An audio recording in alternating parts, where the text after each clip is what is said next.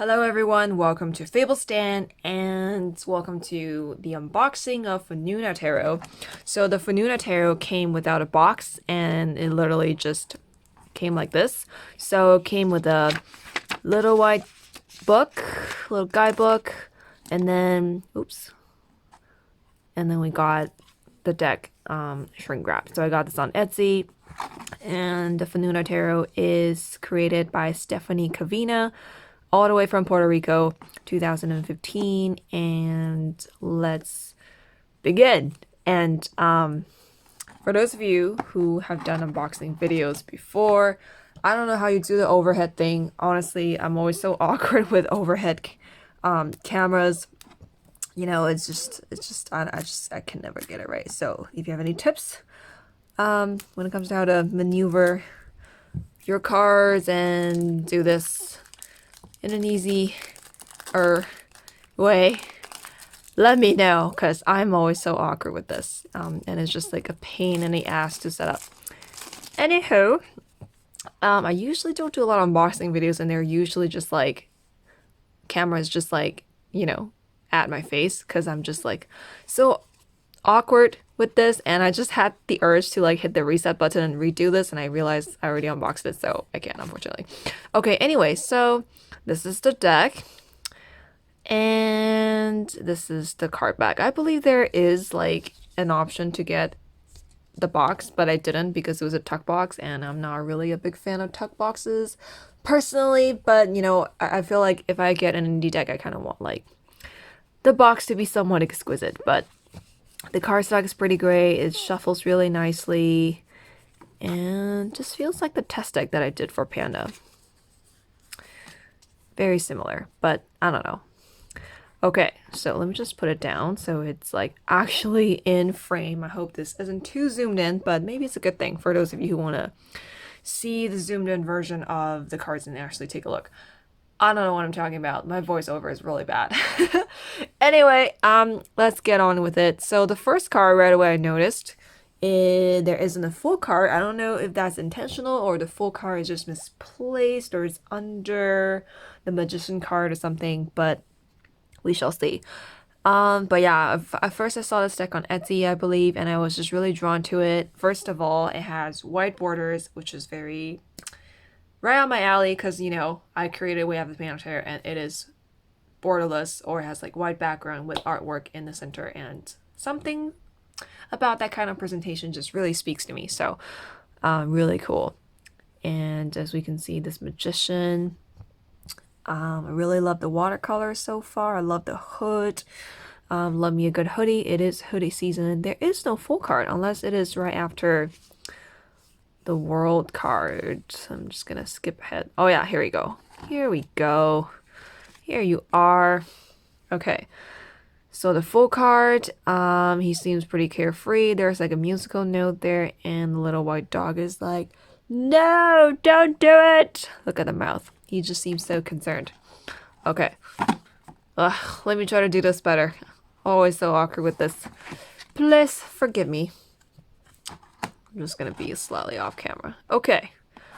The priestess. Like, the tripod's literally like right here, and I realized that I should probably like film it overhead so my hands aren't like blocked by the tripod, but I don't know. I'm doing this. Okay. The priestess. Oh, I thought the titles were gonna be in Spanish, or something, or in a different language, but it's in English, so I was actually thinking that I might have to like work out the titles and stuff. The priestess, it reminds me of what's the huntress goddess in Greek mythology? Was it Artemis or Athena? No, Athena is the goddess of war and strategy, right? And this really reminds me of Artemis, which is very interesting. I like how the priestess actually is an archer, and she's not just sitting there guarding the veil to the mysteries. I like that take of the priestess. Interesting. I might revisit that. I might revisit all the female archetypes. I'm gonna set it aside. The Empress, okay, very strong. Dragon Lady reminds me of Daenerys. Also not as fierce as her. I think she's just like powerful, but nurturing. Like she can definitely tame a dragon. And I also just love her wings. I don't know if that's coming from the dragon or that's coming from her, but really cool. Okay, so the Emperor also, I don't know what I'm doing. The Emperor is surrounded by orange fire energy. Really cool. I spotted her signature, that the artist signature. That is a personal pet peeve. I mean, I understand that the artist wants to put, you know, their stamp on the art, but that really bugs me because I don't like it because the background is white and this is so obvious. Okay. Anyway, the shaman instead of the Hierophant. Very cool. The Lovers. Chariot is two fish. I don't know if they're dragging the boat or they're just accompanying the boat. Very celebratory. I like that. Yeah, I mean, I was just thinking that I'm a little bit sick of seeing sphinxes. I mean, there are other cool animals or mythical creatures that could be pulling your chariot. I mean, let's do something different, guys. That is Justice. I actually thought that was Temperance because it's just very temperancy. But I suppose in this version of Justice, it's more about... Okay, so Justice, first of all, for me, it's always been a card closely related to karma, right? We have to make different decisions, especially say no to the circumstances or situations that we no longer want to experience in order to break that pattern, in order to change our karma, in order to actively choose a better life, right? And better experiences down the road. So in that regard, this version of Justice is perhaps speaking to the fact that we have to release and heal from our wounds. It's still very temperancy though. I don't know if like, okay, we'll see what temperance looks like. So that's the Hermit. Wheel of Fortune.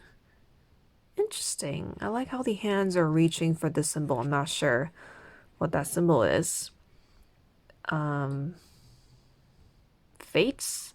The Hand of Fate. I'll have to revisit this card. I'm going to set it aside as well.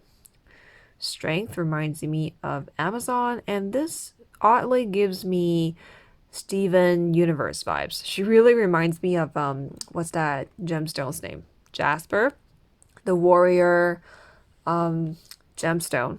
And I like how she sort of like broke free from the chains. The Hanged. Okay, so it's gender neutral. Doesn't really specify what gender it is. That's really, wow. I really love this version of the Hangman. In fact, that might be one of my favorite ones. Other than my own, the Hanged Panda, but you know, that's very powerful. Like instead of just like being hanged there and then just hanging there, this is much more proactive, I suppose. This is almost cathartic because all that tentacles or blood or red energy or ribbons or whatever they could represent, they're just sort of like pouring out of that person's crown chakra. And that's very interesting. It's almost like a release of your wisdom, a release of your, I don't know, expectations, your energy. Like I said, it feels very cathartic. I will have to work closely with that one. Death. I love that.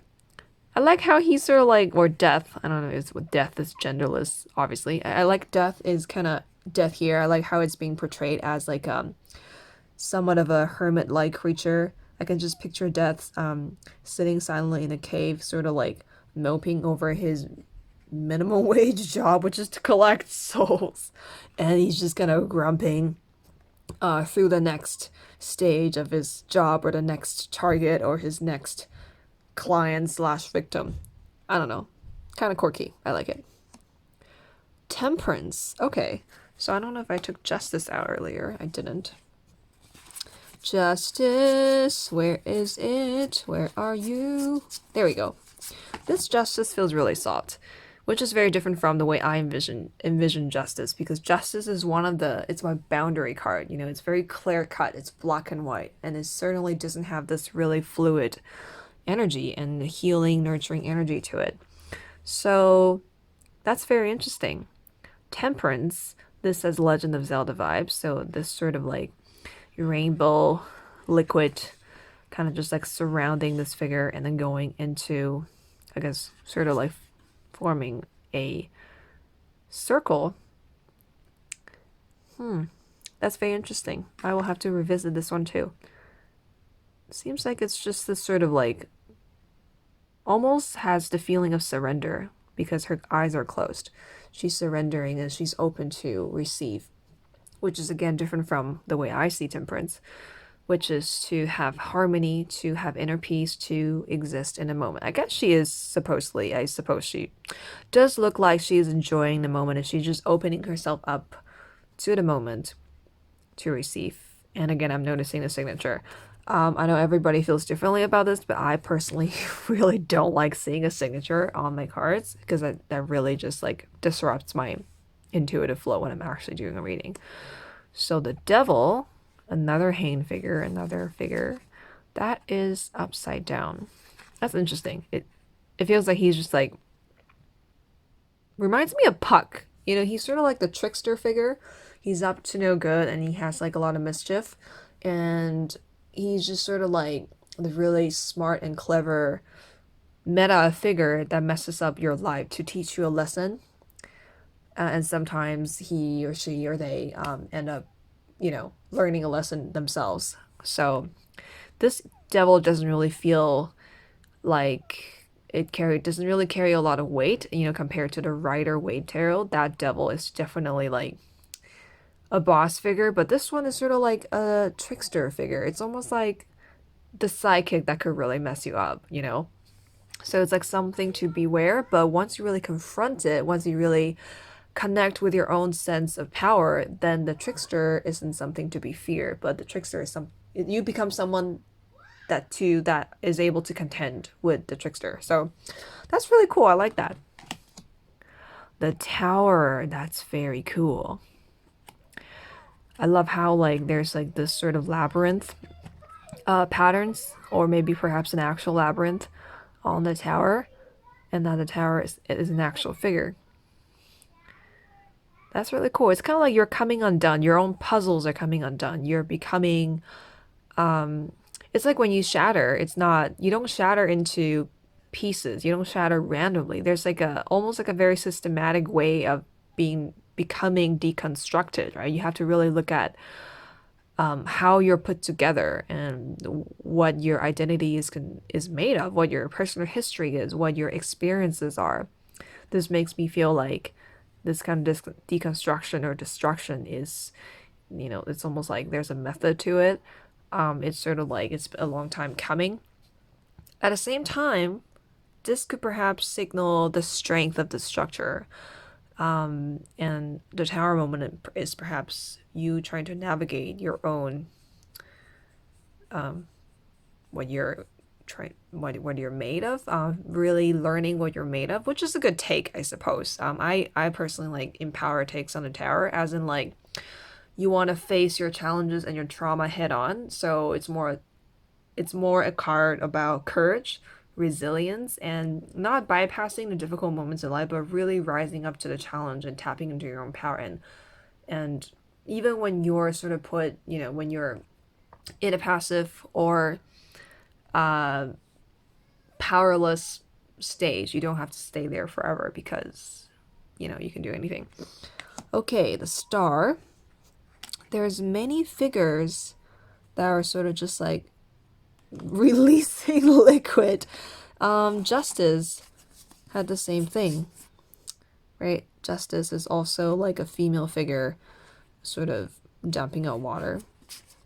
So I guess that's something recurring. I don't know. This seems so similar to Justice, and I personally wanted Justice to be just a little stronger, but I could appreciate that perspective of Justice. But yeah, at the same time, it's like this is so similar. I kind of just wish that there is more of a distinction between the two archetypes because I personally think they're very, very different. The moon. Oh, I didn't see the figure under. That's really interesting.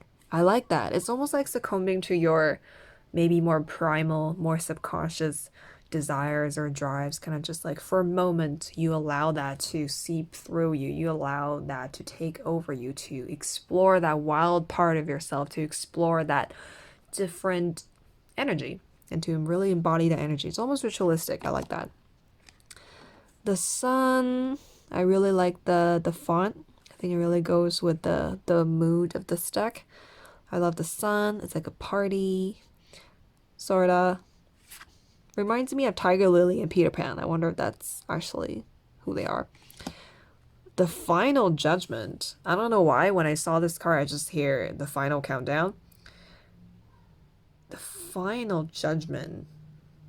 Interesting. It's almost like a trial that you have to pass through. Like instead of being awakened or being awakened from the dead, the Final Judgment is a trial that you have to go through in order to, I don't know, obtain ultimate glory or power or whatever. The World. Okay. The figures or the characters in this deck really reminds me of where the wild things are, or you know those like woodland fairy tales or stories where their figures or fairies or spirits are kind of like half nature, half creature, also half humanoid. It's like this mixture between like the human spirit and also the wild spirit. Very cool. Okay, so that's just the majors, but I suppose they take up more time because they're bigger archetypes. Ace of Cups. Cool. Very cool. I'm noticing the signature again, but that's already been mentioned. Two of Cups, so I think the color schemes are changing.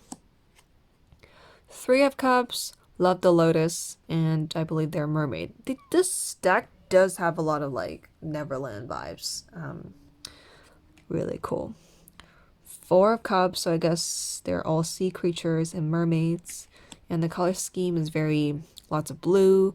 I don't know if this is pastel blue or grayish navy blue, and then like really gentle orange or tangerine. Six of Cups.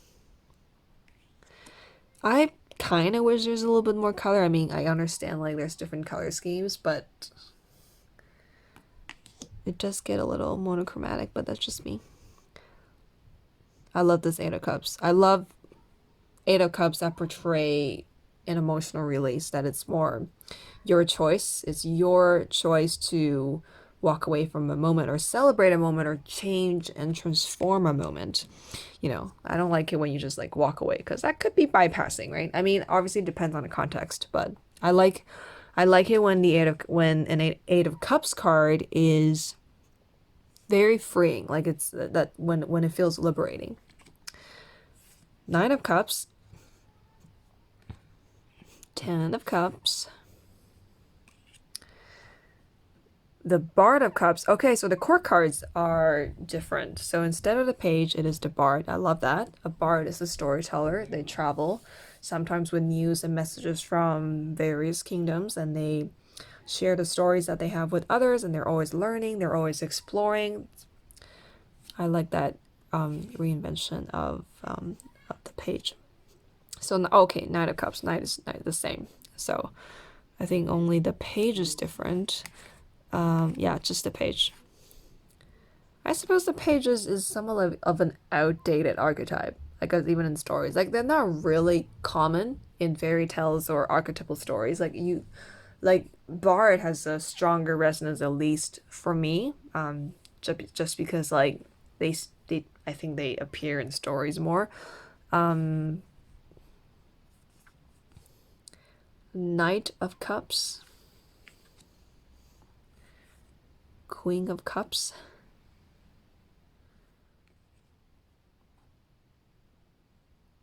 And King of Cups. Their faces look so similar. Well, I guess they are the king and queens. I don't understand this beard. That's very interesting. I'll have to visit the kings and queens. I'm gonna set it aside. Ace of Quartz. Okay, so I guess instead of pentacles, it's quartz. Two of Courts. This really gives me Steven Universe vibes. I love the fauna. I think I like the color scheme of this suit much better than the cups. Pink and green. I think it goes together. Six of Courts. Did I say cups earlier? I don't remember. I like that it's crystals. Seven of Courts. Eight of Courts. Nine of Courts. 10. Is he smoking? Bard of Courts. No. Oh, okay, Cyclops. So I guess there's also like a mythical undertone to this deck as well. Queen of Courts and King of Courts. Interesting. So the kings and queens are both sort of figureheads that stare directly at you, almost like poker cards or playing cards. You know how they're more stationary. Oh, I suppose that's the same in like Rider-Waite Tarot. I'm gonna take that out and do a comparison maybe in another video or later. Ace of Swords, very airy. I love the colors here. I think just the cups, like it didn't really come together for me, but I love the colors in the Courts suit and the suit of swords. This is interesting. Three of Swords. It's jabbing into a pot, and there's green liquid oozing out of it, and I don't know like what's surrounding it. Is that clouds parting and then it's almost like the sky being ripped open or what?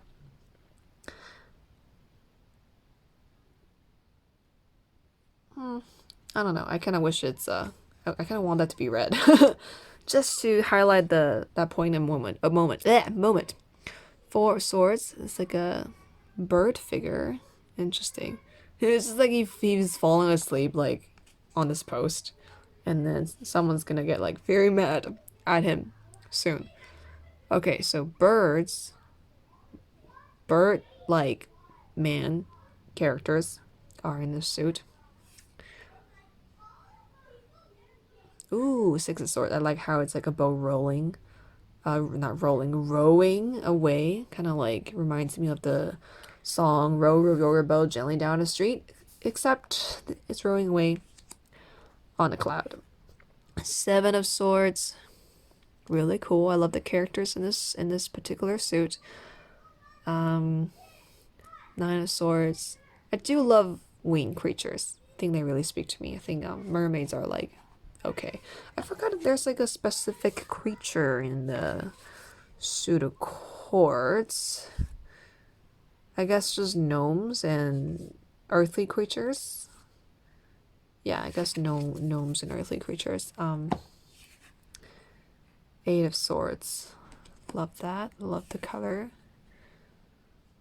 10 of Swords. Oh, 9 of Swords. Okay, I thought I skipped something.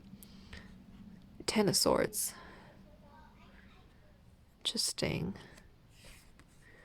The Bard of Swords. That's my daily draw card today. Got some paperwork to do. Oh. Knight of Swords. I like that. He looks very opinionated. Queen of Swords. Okay. Almost like a jester. I do love that sword. It's like a short dagger instead of like a long sword. So this is the King of Swords. He does have a long sword. I'm going to take the kings and queens out to look at later. Ace of Wands. Ooh, I love this. This reminds me of the Ouroboros, but it's not the self-ingesting or consuming snake. And it's not a infinity symbol, but it does remind me of the DNA strand. And they're not snakes. They look more like wolves or little dragons. So I guess instead of like infinitely consuming itself, it's like infinitely extending itself. So it's pretty cool. Two of Wands. Three of Wands. I like that. It's like a opening and summoning of power. Four of Wands. Love that. Power aligning. Five of Wands. Competition. Conflict. Six of Wands. Seven of Wands. Eight of Wands. Interesting. I'm getting like a little bit of folklore-y vibe. Nine of Wands, Ten of Wands, and also very Legend of Zelda, very Steven Universe. Bard of Wands, Knight of Wands, whoa. Queen of Wands, and the King of Wands. Interesting. I love the design of the wands. It's such a symbol of power. Okay, so that is the entire deck. And I wanted to visit some of the cards I took out earlier. The Priestess, interesting. I think earlier I said like, I like how she seems very active. She is soaring through the mysteries and actively maybe meeting seekers who are hoping to obtain or get a glimpse of that mystery. So I like how she's depicted as the huntress. To be honest, the traditional high priestess from the Rider-Waite never really spoke to me, especially those two pillars and the symbols in there. Just not really my thing. So this is cool. The Hanged. Yeah, very cathartic, like I said earlier. I love that. It's almost like he's placed to... Reminds me of that mythical story of the world's becoming from Chinese myth or legend. It's the story of Pangu opening up the sky. And... Or Niwa Tian, it's like this goddess. I forgot exact details. It's been so long. But basically there was a hole in the sky and she had to fix it. I don't know if she like... And then she also made like people with clay and etc. Anyway, the details are kind of blurry to me at the moment, but it reminds me of Pangu, who uses his body to as a pillar to stand between the sky and the earth so that they don't collapse and become a sandwich and killing all creatures.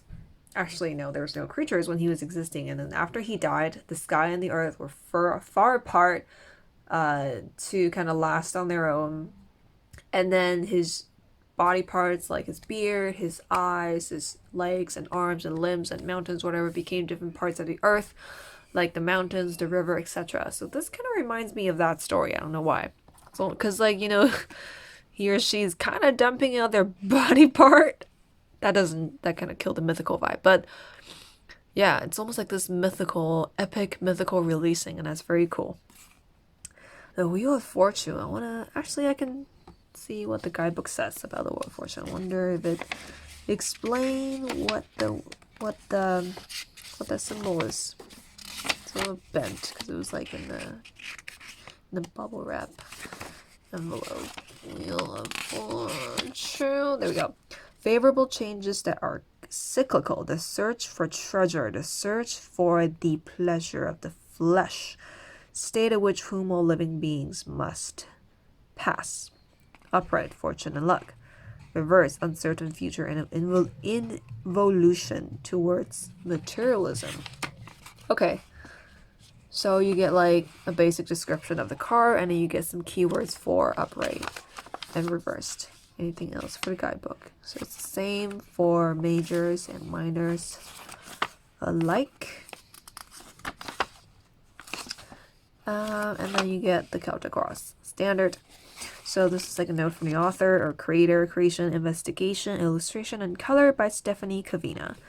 I appreciate the participation and assistance of those who made an effort in the creation of these tarot cards, and the illustration and color of the minor sword arcanas, the card the Fool, blah blah blah, and then just like thank you notes to people. And then that's link fanuna.tumblr.com. You can go support her. Cool. Okay, so it's pretty standard little white book. So I guess these are the Hands of Fate. This could almost looks like a gift, and these are like the ribbons, so you're reaching out to the gift of the divine. You are playing with the cards that the Hands of Fate have dealt you. You are releasing control. I guess these could you know, pick up different kinds of symbolism during the reading. And I was going to kind of just look through all the queens and kings. I think the birds, like the suit of swords, is my favorite. They look like merchants in the Legend of Zelda game. And this beard is throwing me off. I just feel like the mouth should be covered by the beard, but this feels kind of strange. I think that was why I was like, why? I just feel like the beard should be like this. I think it's because, like, you know, King of Cups reminds me of Triton from Little Mermaid. So, okay, I guess let me draw a random card. And I'm gonna shuffle off screen because that is the neighbor's dog. Probably the Shiba Inu. So cute, but so hyper all the time. Okay, I'll just draw a card for all of us, or just you, who is tuning in right now. Okay. Six of Swords. All right. So the weekend is coming. Well, at least when I'm filming this video, it's Friday. So I believe this card is telling us that now would be a time to actively move away from a way of being, a way of thinking.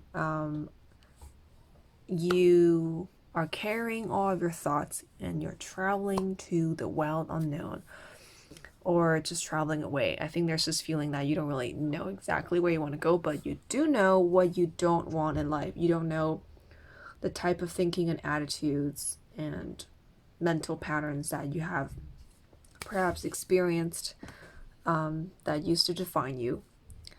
And you know that they don't work for you anymore. You know that they brought you nothing but pain, regret, mistakes. And even though you don't exactly know what's new or what's upcoming, you know that you need to move away from that. So this card is, I believe, is asking us to look at what no longer works for us and what we need to be rolling away from. And what are some of the because you are carrying 5 swords, so I feel like it's really asking us to look at our priorities, our values, and look at what really you know, the principles that we that are truly important for us, the principles that we can continue to look at and refer to when we're navigating the rest of our journey or whatever it is that we're trying to do next. And I think that's very important. Like, once you know what you don't want, you could use those knowledge to formulate a set of ideas that can really help you define what kind of experience you're trying to have, or use those things to inform you when it comes to making a decision for the future. At least you will know what to avoid. I mean, okay, so that is a quick reading for all of us slash you, or all of us, I don't know. Okay, my English is kind of awkward at the moment because I've been chasing like Chinese drama and listening to Chinese songs nonstop. So my brain is just like, a lot of my brain power went to my Chinese side. The Chinese part of my brain is just like sucking up a lot of battery life right now. So excuse my awkward languaging. Okay, so that is the Fanuna Tarot. And you can pick up a copy from Stephanie's Etsy shop. I'll leave a link down in the description box and all her social media. So please go support her. This is a very gorgeous deck. I love the watercolor. There's a couple cards that I didn't really get right away, but you know, this is just first impressions. I'm sure, like, depending on the question that I ask or depending on the reading, I'll have different thoughts and then, you know, regarding the deck. And overall, I really love it. I love the folklore vibe, the fairy tale vibe, how it reminds me of Legend of Zelda, Steven Universe. I have a faint speculation that perhaps the creator also watches these shows, you know, like geeky and fantasy whimsical culture just seeping in into this deck. And yeah, wonderful deck. Please go get it. And yeah, that's it. And also, I should mention that it's shuffled pretty well. I don't know if it could handle rough shuffling. I think it could, but it's not too bad.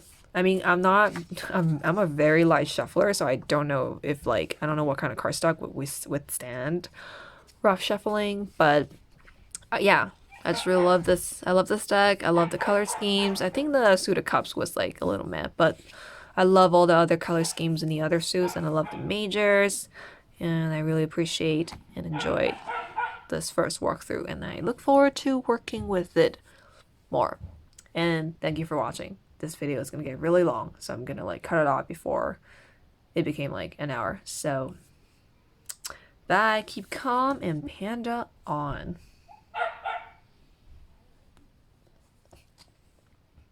Yes, check out my Way Out of Panda Tarot. It's also available on my website. And this is Patrick, the panda, back to I don't know what I'm talking about.